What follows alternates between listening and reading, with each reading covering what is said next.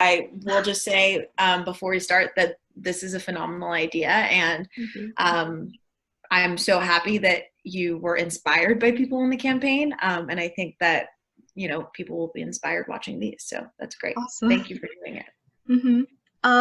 So my first few questions are just like a few general questions that I'm kind of asking all of our interviewees. So like the first one is, why do you think it's so imperative for young women to understand the importance of initiative and leadership? To sum up, I think that it is hard for humans to think outside the box, or to think outside of what is given to them. And so when women aren't in leadership positions, it's very hard for young girls to say, oh, I could be that, right? Because they don't see it. It's not happening. And I think it's wonderful that, women are starting to occupy these positions, and young girls are starting to see women in positions of power. But the truth is like there are still a lot of scenarios and areas and environments where it's still not the case, right? And so I think that it is a great thing for women to be in leadership positions, but I think that for girls, it's important not just to stress to like look up to women in leadership positions, but actually just like encourage them to think outside the box. And even if they don't see them there, be like, why? Ask questions, right? Like, go for it and become that woman.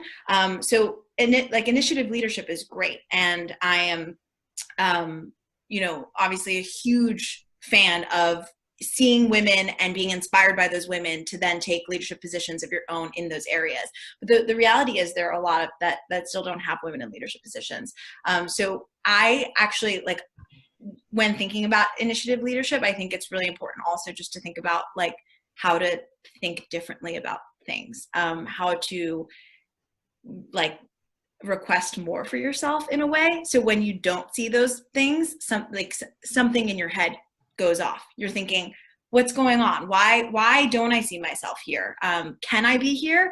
And then have, just entertaining the idea that something is wrong, and that like not everything in this world is going to look the way you want it to look until you actually make that first step. I think that's such an empowering like kind of take on this question, because it's just like it's not just it comes down to actually like young women knowing what they want for themselves and like going out actively to get that. That's such an empowering thing to say. And in general, I think though, like young women that do take on that kind of journey definitely do face challenges along the way, whether it be any like field, like it could be art, STEM, business, politics. I was wondering, have you ever faced any like challenges as a woman who is politically active? I mean, I'm sure, yes. I try not to pay too much attention to them, which I feel like is a very privileged thing for me to say. And it definitely comes from a place of privilege, no doubt. I am a white woman. I have a ton of privilege.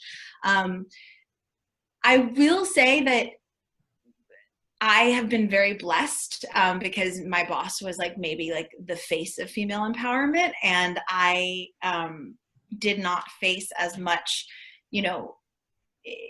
oppression, injustice working on that campaign as I'm sure a lot of women on other campaigns do.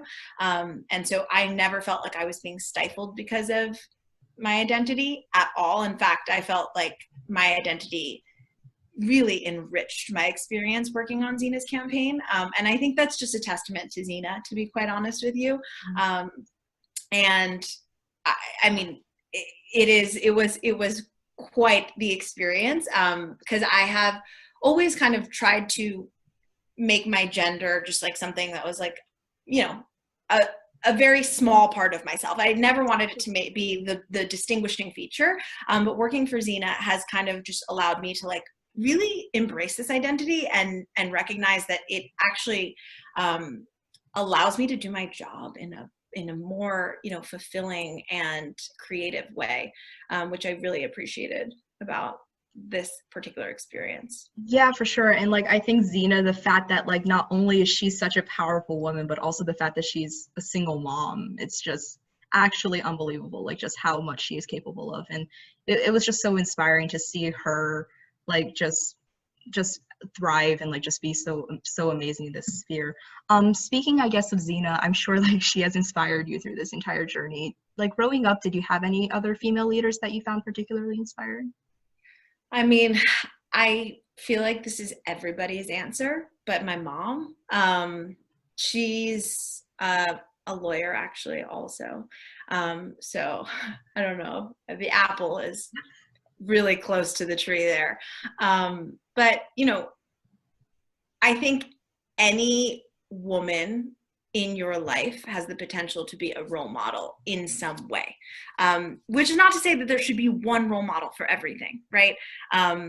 My mom is a flawed person, like we all are, and she does things that, you know, are good. She does things that are bad. She does things I admire, and others where I would say, you know, I would take a different approach on that. But I think there's something to be said for taking the good out of everyone, and especially the women in your life, because this idea of like superwoman is really popular in mainstream feminism now. Like women who can do it all, they can be powerhouses, they can be like great moms and great business people and have careers, and I think that's great. And I know like Xena is one of those people, right? She does all of the things in her life really well, and I think that's admirable and wonderful. But I also think that there is value in picking and choosing, right? Like we can't always be everything at all times.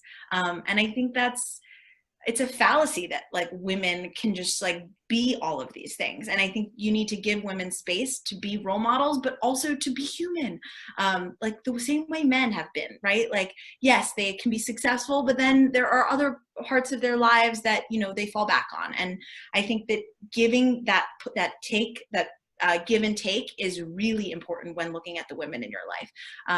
So I do have a lot of strong women role models, but I, again, pick and choose with them, because I recognize them as people, and I try with everyone to kind of take the best from them and, you know, just make it so in my life too. Absolutely. And I think it's so important to not only recognize like the kind of like things that the women in our life have done, but also like just how human they are and like their personalities, and recognizing all of those aspects. Again, just such an interesting take on that question. Thank you. Kind of like shifting gears a tiny bit. So like I've been doing a little bit of reading on like the confidence gap between men and women kind of in society, especially because young women entering like puberty somehow have like this flush of like self-insecurity. And that's kind of another thing that we're trying to combat, is like having girls like write honest messages to us, and like we'll try to give them advice back. But I was just wondering, like, what do you think we might be able to do to help young women become more confident? Honestly, things like this. I love this. So I love this metaphor, but last summer I was in Greece and I was sitting by the pool and I was watching this like swim lesson happen, and they were like maybe 5 years old, right? Very young kids. And I was watching the teacher kind of engage with them and try and teach them, you know, how we start swimming. We get in the pool, we do things. And the boys were just jumping in, just like brazenly. Like for kids that were very young, it was kind of shocking. They were just jumping in, like going for it, totally like flopping once they're in the water, right? But eventually getting their grip. The girls were all lining up on the side of the pool, just like dipping their toes in, like kind of just like step by step trying to like wade into the pool. And I thought that was like a very apt metaphor for how I feel I kind of did things. When I was younger, I really wanted to be prepared for things. So prepare, and then go do the thing, right? Once I felt like I was prepared enough. And I think in talking to young girls, the first thing that I would say is like, no one's prepared. Ever. Like, no one is prepared. Like, yes, you should do your research, right? And like you should feel confident on something. But at the same time, I think I was a victim to, if it's not perfect, it's not ready for the world. And I think that's huge. Like, just jump in the deep end, you know, like you will figure out how to swim. But it is always good to have someone in the deep end already, right? Being like, hey, I'm here. I just jumped in. I didn't really know what I was doing, but I'm swimming. So come in, like, come jump, and I will teach you, and we will do this together. That's always something that's felt very helpful to me, to just kind of have someone like that I can see there swimming, right? Because otherwise, how am I going to think that I can swim, you know? But I always thought that was a really important distinction to make, the way that I felt just men were just jumping in, and they actually had an advantage just because they were there at a time that I wasn't, you know, just because they kind of went for it. And I was still, you know, on step number 2, trying to dip my toe in. No, I absolutely agree. And like, honestly, like growing up, I had the exact same kind of mentality as you. And I still kind of like do sometimes, where it's like, I don't want to go into a debate competition without like over preparing. I don't want to go into like, and it's definitely like difficult, because sometimes you're just like, well, maybe if I were to just take a risk, and like maybe if I were to just believe in myself a little bit more, it would be different. And honestly, like Zena and I had a conversation like a week ago, and like she talked about like how her entire life was about like taking risks. And so I think like yeah, for like of course it's great to be prepared and it's great to be careful, but at the same time, like, yeah, definitely taking risks is has its benefits as well. And I think it's terrifying too. It's a like very scary thing. So like when it comes to like younger girls, I think the main hurdle is just get over the fear, you know. Absolutely. Fear is it pales in comparison to all the things that you could do if you weren't scared to do them. Right. I absolutely agree. Okay, so my next few questions kind of like transition more specifically to what we kind of experienced. So like we obviously met on Zena's campaign, and it was an honor of a lifetime to be able to work with all of you. But I was actually wondering, like, what drew you to politics to begin with, and like Zena's campaign specifically? I had never been involved in politics before, ever. Wow. I was as political of an individual as I think a lot of people in my circle are. Like, I follow the news, I follow political candidates, I donate to political campaigns. I feel like I'm pretty, you know, aware of all those things. And there came a point, and obviously, again, this comes from a place of privilege, but there came a point where I was like, what am I doing? Like, we are political, the cloth of our democracy is just fraying. And I was like, I need to do something about it. So what happened, I was at a point in my career, I just graduated, I had taken a job at Yelp, which was fine and great, and I enjoyed my experience there. It wasn't what I wanted to do. And I left because I was like, I need to figure out something else. And eventually I settled upon law school, and I knew that I had a year before then. And I said to myself, like, what is it that will make me feel fulfilled and like just in a way that makes me feel like I'm doing something, right? Like I feel helpless. I feel like I can't, there's not an Instagram story I can post that will make this better. What can I do? And then I heard that Zena had started her campaign, and I actually knew her. I used to babysit her kids, which is actually how we met. Oh, wow. She's known me since I was born, which is another blessing, to work with someone who's known you for so long. Yeah. And I was like, this is it. Like, it just was serendipity. It happened at the exact right moment. I had a year before I headed to school, and this was what I wanted to do with it. So I joined her campaign first, just kind of like organizing volunteers in a very informal way, and kind of then got promoted to deputy field director and this is in a kind of bizarre way, but this is what I mean when I say that Zena just takes chances on people. She really does. Like, I had no experience doing this. I was in sales before, and a lot of my sales experience definitely translated to great field work skills, but there was no political experience on my resume. So, I mean, it is like truly a testament to like, just go for it. Like, trust your gut, kind of just trust people. And she gave me this job, and it was like transformative, to be quite honest with you. It was my first like entree into the political world, and it was fulfilling and exhausting in all the most wonderful ways. Awesome, awesome. And yeah, I think like this idea of like Xena taking chance on people, it really surprised me like just how willing she was to like get such a large group of like young people involved. Like just like almost like hundreds of volunteers, I think. It was really just, I think, an unprecedented way to run a campaign. The way that like we made memes, we made TikToks, we had like that much phone banking. I know that like phone banking is like usually a thing too, but like unprecedented levels of phone banking, I think. And a lot of social media targeting young people. I guess my next question for you would be like, as the deputy field director, like why was it so important for you to get young people involved in the political process and like kind of recruit such a large team of young volunteers to be kind of like the backbone, I guess? I think young people are really largely overlooked. I think that they have power that they don't even know about. And I think for that reason, a lot of our like just older voters, we just discount young people, when in reality we are a huge percent of the vote, right?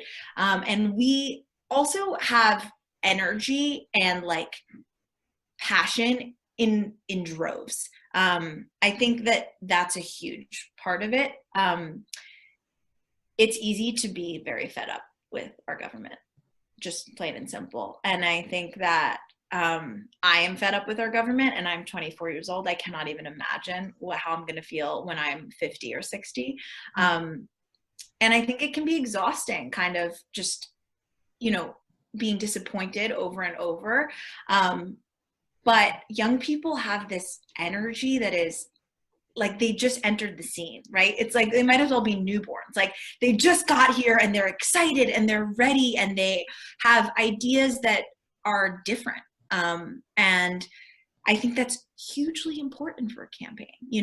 I think that revolutionizing how we run progressive campaigns is going to be, in the next couple of years, it's going to be genius, especially in those social media ways, right? Like you guys, we had a team of over 100 people, and I would say 88% of them were under the age of 22. So Wow. yeah, so that, I mean, it's important to get young people involved because they're a huge part of the vote, but also because they have passion and they have new ideas and they have the energy to sustain these things. They're the ones who are on all these platforms, TikTok, they're the ones making these memes. And it's not traditional, right? It's not how we've seen campaigns run. But at some point it's like, well, these things aren't working for us. What can we do now? And I think that you guys were instrumental in creating that culture on our campaign. And I'm really happy that you were there to do it. Thanks. And yeah, I honestly think that like just seeing how engaged like people my age were like on this campaign and how passionate we were about Xena's policies and like how willing we were to like put in extra time to like, I guess, to get stuff done. I think that like that was so inspiring to hear, because like I hear on the news like all the time that like young people are not really coming out to vote. And they do like not get that engaged in the political process. I guess like how do you think we might be able to navigate that in the future? Like, and reconcile that? Yeah. Again, a lot of young people are excited about these ideas, because they just got, like I said, they just got here. They're excited. The idea of voting is exciting. The idea of following campaigns and political candidates is exciting. But then when it comes to following through, it seems like there's a drop off. And I think that's due to a lot of reasons. Voting is not like it is, first of all, in this particular election, it was like almost entirely vote by mail election. Mail is kind of an antiquated idea for millennials. We don't really do much by mail. And like, I mean, listen, I worked on this campaign. I didn't even vote by mail. I voted in person. And that's because it's confusing. The process is just kind of dumbfounding and a little bit just old. It's an old thing. It is so incredibly important though, right? To vote by mail. That is what allows a free and fair election. But I think that reconciling that difference is going to require a lot of hands on deck, which is another reason to get young people involved. If young people don't, and it comes back to the idea of representation too. If young people don't see young people involved in these things, they will not see the value in it. They will be really excited about it and they will post on their stories about it and they will, follow political candidates and campaigns. But at the end of the day, this is all gonna, has to eventually boil down to a vote. And right. If you don't get that vote, it kind of makes the rest of the process just a little bit flimsy.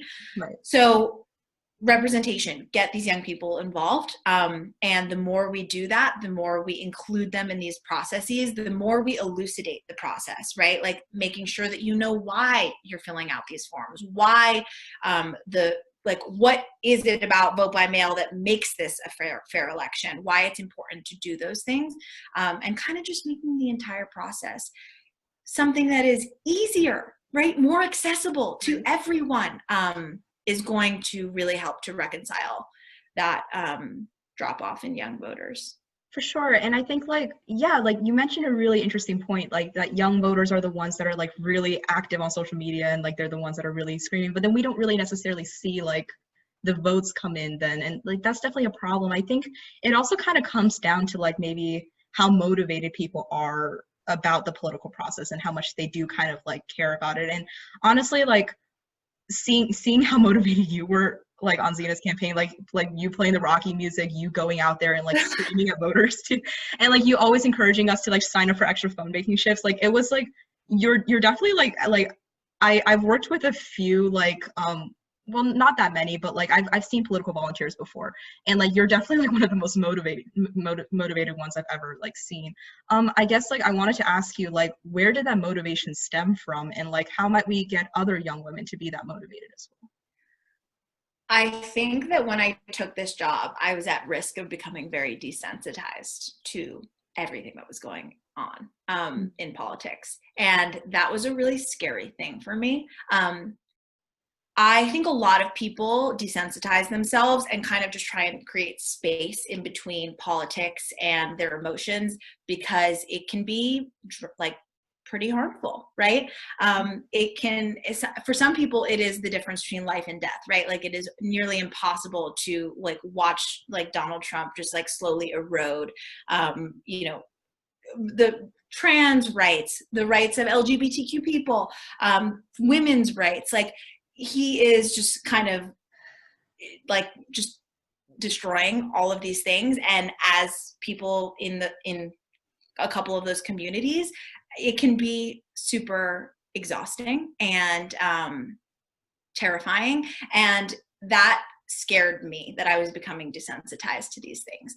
And I know it is a big ask, right? To like kind of make sure that you are emotionally there. It's a big ask. And for some people, it's not possible. And I respect that.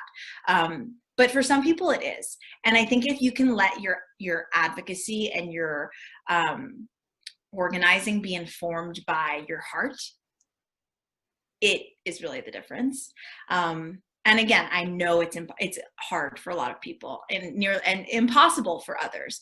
But I think that anything that you do that can be informed by emotion, and anything that you do that can be like when these things happen, like I grieve, like I am angry, and I try and let that kind of fuel where I go with my organizing, and kind of how I get other people excited, or not even excited, just like enraged, like if you are working on a political campaign and you are not feeling something, you shouldn't be working on the campaign, Absolutely. So I don't know how to get other people excited other than to just ask them to feel, like to just listen and like and grieve and just like use their heart to kind of point them in the right direction, which for me was getting more progressive candidates elected. Yeah, for sure. And like that's again such an interesting take because like I think like a lot of people from when they were young are kind of told that like there's like no place for emotions when it comes to like leadership in a lot of these fields, and Yeah. I just never really believed that because like I was just like I think like how you feel about certain issues and like the kind of stances that you take are motivated by like your sympathy and your empathy for other people. And I think that like if you don't really have that kind of emotional connection to some of these issues, it, like you said, it becomes very easy to become desensitized to all of these things. 100%. I mean, it's always been the thing that I mean, I'm a very emotionally driven person, but it's always been the thing that like really gets me to follow through on something. And so like, if there is a way that you can kind of grieve and use your heart to, I mean, this is such a cliche thing to say, follow your heart, but it is really like, if you don't feel strongly about something, it's going to be hard to convince other people to feel strongly about it. And that's how you get people to vote. So listen to your gut, and your emotional self was instrumental for me. Awesome. And then I guess my last question is just kind of, I know that you're headed to law school. I was just going to ask you, like, what's kind of next for you? Do you ever think that you might get back to politics, or like it's like you're just going to go down the legal route? I think yes to both of those things. I am going to, well, I'm not going to Georgetown. It is virtual, but as of right now, I'm going to attend Georgetown Law School. So I was really excited about being in DC, right? Because that is the perfect place for political internships and things like that. But I definitely see myself returning to politics. And if a lot of people say like once you work on a campaign, like that's it, you're sold, and I feel that way very much. I think that a lot of me wanting to go to law school was doing good, and a lot of doing good is in policy, is in 100%. politicians that care and want to do good. And so I do see myself returning, and I do see myself using my legal knowledge, whatever that will be in 3 years, to kind of, rectify election law. Just like there are big things in our system that need to be fixed, that can only be fixed with lawyers. And so I definitely see that being in my future.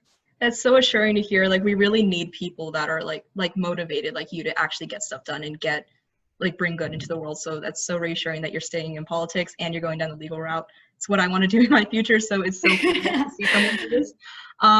Yeah, honestly, that's all my questions. Thank you so much for answering them here today. And honestly, every single question that I asked here today, you brought like a new perspective that I never really heard before. And so like that's so interesting, like from being emotionally driven to being like taking more risks and like being more confident in yourself. Like I think this interview is going to do so much good for our audience. So I want to thank you so much for being here today. Well, thank you, Carol, for first creating this amazing series, and also for having me. It's such an honor. I can't believe that you like just put so much trust in me. It means a lot. Thank you.